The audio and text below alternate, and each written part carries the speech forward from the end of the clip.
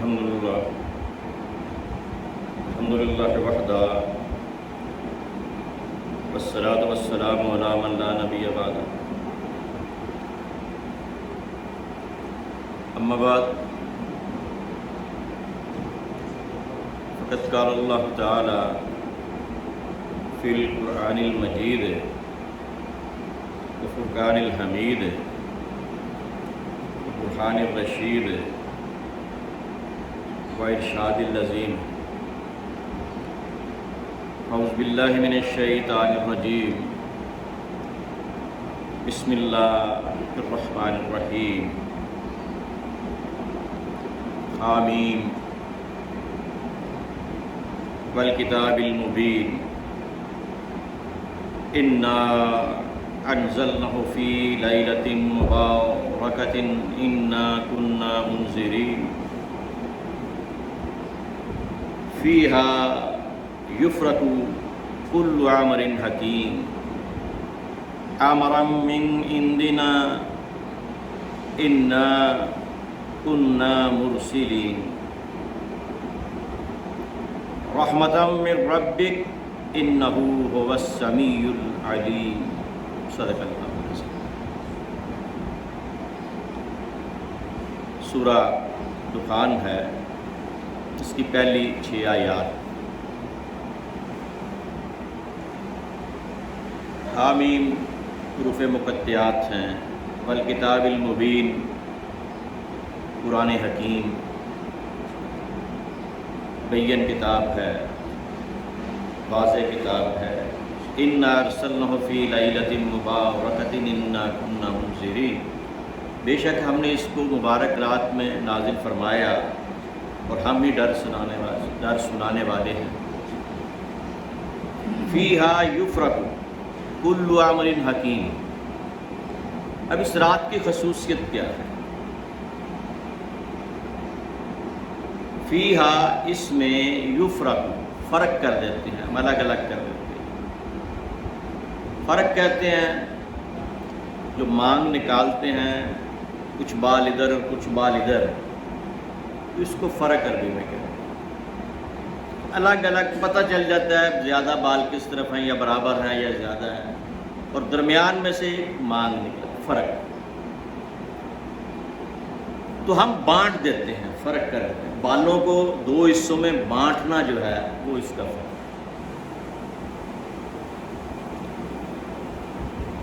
فرق بانٹ دینا، تقسیم کر دینا، فرق واضح کر دینا، اور کسی چیز کا سامنے لے آنا، واضح کرنا۔ کل، جتنے بھی ہمارے امرین حکیم، حکمت والے جو بھی کام ہیں، ہم اس میں بانٹ دیتے ہیں، ان کو الگ الگ کر دیتے ہیں، ان میں فرق کر دیتے ہیں۔ جس طرح مانگ نکالتے اور فرق کر دیتے ہو بالوں کو ادھر اور ادھر، اس طرح اس میں ہم کاموں کو بانٹ دیتے ہیں۔ امر من عندنا، یہ ہمارے حکم جو ہے یہ ہمارے پاس سے آتے ہیں۔ انا کنا مرسلین، ہم ہی بھیجنے والے ہیں۔ رحمت من ربک، یہ آپ کے رب کی رحمت ہے۔ انہ هو السمیع العلیم، وہ جو ہے وہ سب کچھ سنتا بھی ہے اور ہر چیز سے علم بھی رکھتا ہے، ہر چیز کا۔ تو اب اس میں جو خصوصی بات جو آپ کو بتانے والی تھی، فیہا یفرق کل امر حکیم، اس میں ہر چیز بانٹ دی جاتی ہے، اس میں تفریق کر دی جاتی ہے۔ 4 میں سے 2 نکالیں، باقی 2 رہ گئے۔ بال کو درمیان میں سے مانگ نکالیں، کچھ بال ادھر رہ گئے کچھ ادھر رہ گئے، تفریق کر دی، بانٹ دیا، واضح کر دیا، فرق ظاہر کر دیا۔ تو یہ وہ رات ہے جس رات میں بجٹ پیش کیا جاتا ہے اللہ تعالیٰ کے حضور، پھر اللہ تعالیٰ اس بجٹ کو فرشتوں کو تقسیم فرما دیتے ہیں۔ بجٹ ہوتا کیا ہے؟ بجٹ کیا ہوتا ہے؟ تقسیم کر دیں۔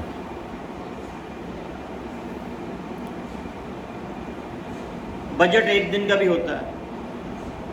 آج آپ کے پاس 100 روپیہ ہے یا 1000 روپیہ، اس کو کیسے تقسیم پورے دن میں کرنا ہے؟ 2 دن کا بھی ہو سکتا ہے، 8 دن کا بھی ہو سکتا ہے، مہینے کا بھی ہو سکتا ہے۔ ایک مہینے تنخواہ ملی، اتنی میں نے بچوں کی فیس دینی ہے، اتنا مکان کا کرایہ دینا ہے، اتنا میں نے بجلی کا بل دینا ہے، اتنا ٹیلی فون کا بل دینا ہے، اتنا کہ میں نے کھانے پینے کا سامان لانا ہے۔ یہ بجٹ ہے۔ 1 سال کا بھی ہو سکتا ہے، 10 سال کا بھی ہو سکتا ہے، 1 دن کا بھی ہو سکتا ہے، ڈپینڈ کرتا ہے۔ تو اللہ تعالیٰ اس رات میں، یہ جو سورہ دخان کی رات ہے، اس میں بجٹ جو ہے وہ اللہ تعالیٰ فرشتوں کے لیے بناتے ہیں۔ اللہ تعالیٰ کے تو علم میں ہے، ہمیشہ سے ہے کہ کیا ہوا ہے، کیا ہو رہا ہے، اور ہمیشہ کے لیے کیا ہونے والا ہے۔ لیکن فرشتوں کو تقسیم کر کے یفرق، ان کو فرق بتا دینا ہے کہ یہ ایسے اس کی ڈویژن ہے اس بجٹ کی، اس کو اتنا دینا ہے، اس کو اتنا دینا ہے، اس یہاں پہ یہ کرنا اور یہاں پہ یہ کرنا، اس کو بجٹ کا ہے اس سورہ دخان میں۔ اب سورہ یوسف میں آپ اگر دیکھیں تو بادشاہ ایک خواب دیکھتا ہے، اور پھر حضرت یوسف علیہ السلام قید خانے میں آیا اور ان سے وہ خواب پوچھی جاتی ہے۔ جو 2 قیدی ہیں ان کو خواب آتی ہے، وہ حضرت یوسف علیہ السلام ان کی خوابوں کو سنتے ہیں، ان کی تعبیر بتاتے ہیں، وہ تعبیر سچی نکلتی ہے۔ تو وہی ایک قیدی جو ہے بادشاہ کے خواب کو کوئی مطلب نہیں بتا سکا، تو وہ قیدی کہتا ہے میں یوسف علیہ السلام سے پوچھ کے بتاتا ہوں۔ تو اب وہ یوسف علیہ السلام کے پاس آیا ہے، کہتا ہے یوسف ایھا الصدیق افتین فی 7 بقرات سمان یاکلوہن 7 عجاف و7 سنبلات خضر واخری یابسات۔ اب یہ وہ حضرت یوسف علیہ السلام کو خواب سنا رہا ہے کہ بادشاہ نے دیکھا ہے کہ 7 جو گائے ہیں، وہ کہتا ہے انی ارا وقال الملک انی ارا، بادشاہ کہتا ہے کہ میں نے دیکھا ہے کہ جو 7 بقرات سمان یاکلوہن 7 عجاف و7 سنبلات خضر وآخر یابسات، کہ میں نے خواب میں دیکھا کہ موٹی 7 گائیں،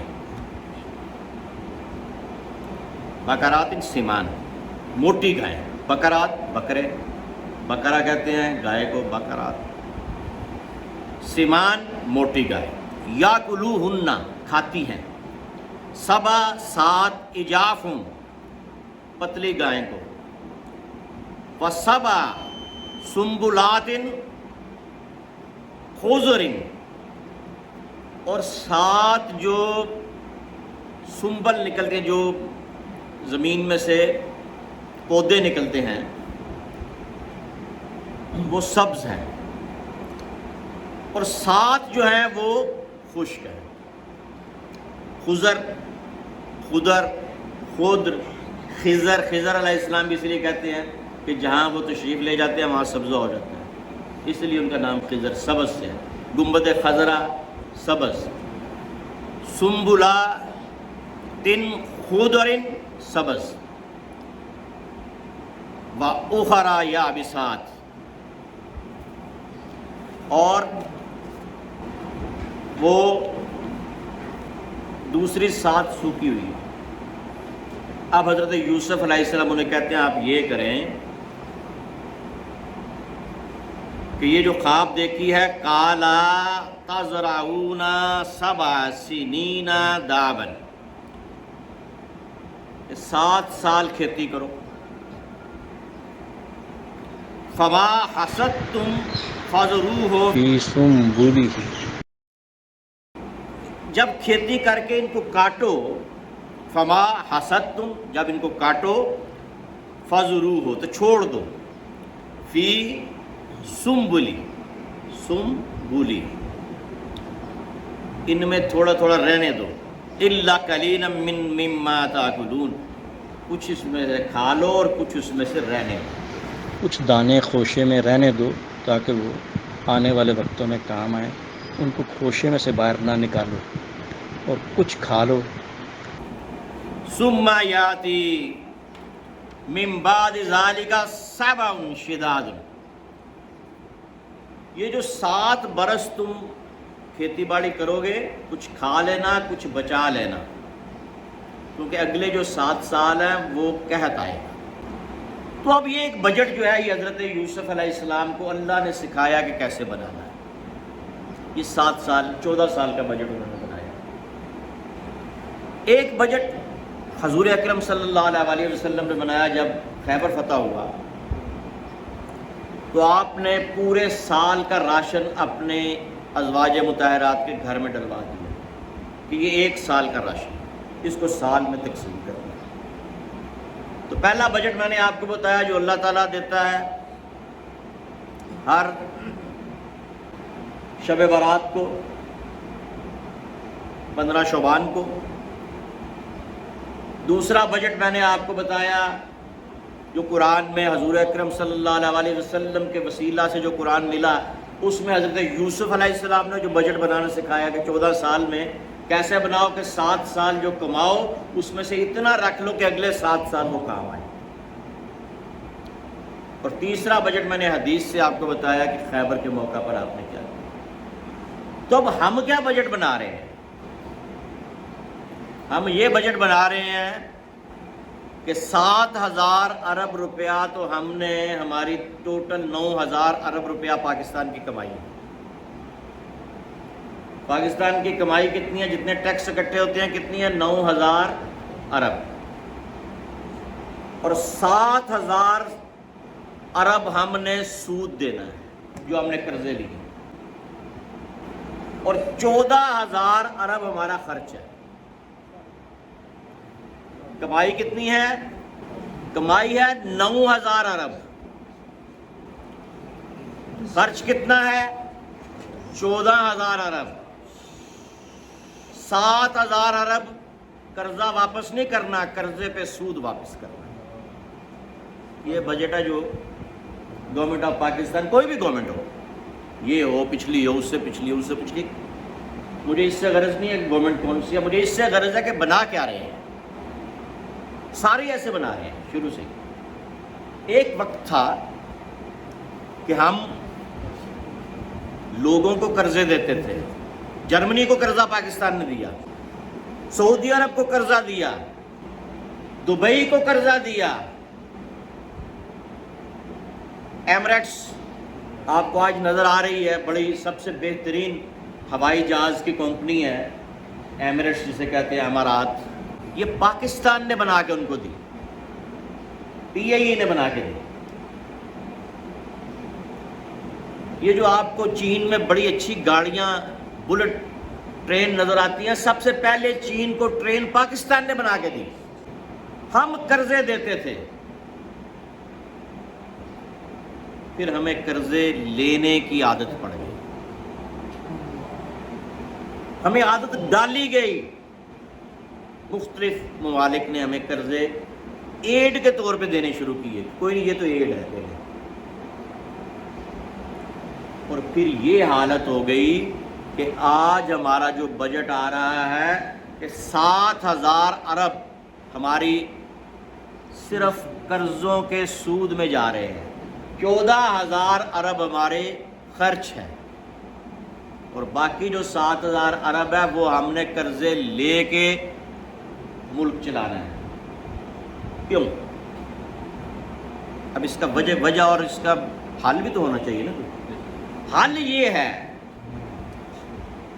کہ ایک بس ہے، اس میں 100 آدمی ہیں، اور ایک آدمی دھکا لگا رہا ہے اس بس کو، 100 آدمی بیٹھے ہیں اور ایک آدمی دھکا لگا رہا ہے، 100 آدمی کھانے والے ہیں، ایک آدمی کھلا رہا ہے، 100 آدمیوں نے پاکستان کو ٹیکس دینا ہے، ایک آدمی ٹیکس دے رہا ہے۔ 25 کروڑ کی آبادی میں 25 لاکھ لوگ ٹیکس دے رہے ہیں۔ اب آپ یہ بتائیں وہ بس جس میں 100 آدمی بیٹھا اور ایک آدمی دھکا لگا رہا، وہ کہاں تک جائے گی؟ تو یہ سوچنا ہمیں ہے، یہ ملک ہمارا ہے، ہمارا گھر ہوتا ہے نا، تو ہم دیکھتے ہیں یہاں سے لیک تو نہیں ہو رہا، بجلی بہت بل آ رہا ہے، کوئی اور طریقہ ڈھونڈیں، کوئی سولر کا ڈھونڈیں، ہوتا ہے نا، چلو یار پیسے کم ہیں، گوشت نہیں کھاتے، دال کھا لیتے ہیں، کرتے ہیں نا یہ گھر کا بجٹ بناتے ہوئے۔ اور ملک کا بجٹ جب بناتے ہیں تو کیا کرتے ہیں؟ یہ وزیر خارجہ نے دورے کرنے ہیں، یہ وزیر اعظم نے دورے کرنے ہیں، صدر نے دورے کرنے ہیں، باہر سے پیسے لے آؤ ادھار، ان کے دوروں پہ لگا دو، یہ کر عیاشیوں پہ لگا رہے ہیں۔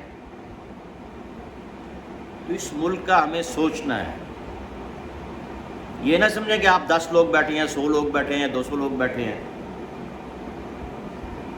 لیکن یہ بات آپ تک پہنچے، آپ آگے پہنچائیں کہ ہر آدمی ٹیکس دے،